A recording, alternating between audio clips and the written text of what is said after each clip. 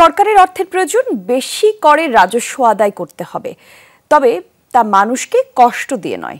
রাজস্ব আদায়ে অপচয় বন্ধ করার তাগিদ দিয়েছে অর্থ ও বাণিজ্য উপদেষ্টা ডক্টর সালেউদ্দিন আহমেদ। সকালে এনবিআরএ ভবনে আয়কর নিয়ে আলোচনায় উপদেষ্টা বলেন, কর্মকর্তাদের দেখে কেউ যেন ভয় না পায়। সুশাসন, সুদৃঢ় আর্থিক ভিত্তি, সুচিন্তা, সবার জন্য সিটি ব্যাংকই ভরসা।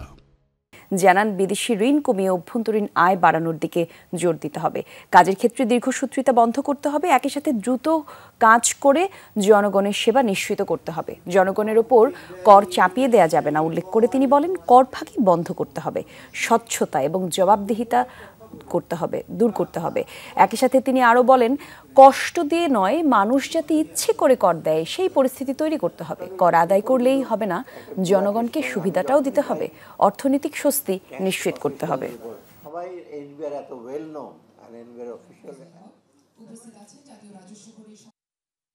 একটা প্রিন্সিপাল আছে, equity and ability to pay.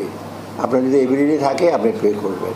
আর হলো একজন বেশি দেবে ট্যাক্স, আরেকজন কম দেবে, সেটা কিন্তু ঠিক না, মানে ক্রাইটেরিয়া অনুযায়ী। আর কোনো ক্রমেই যেন আপনাদের ভয়ের উদ্রেক না করে, মানে এনবিআর অফিসিয়াল দেখবে যে ওনার কাছে গেলে আমার কি হবে, এইটাই যেন না হয়। এটা একটু আশ্বস্ত করবেন, ন্যায় বিচার করবেন।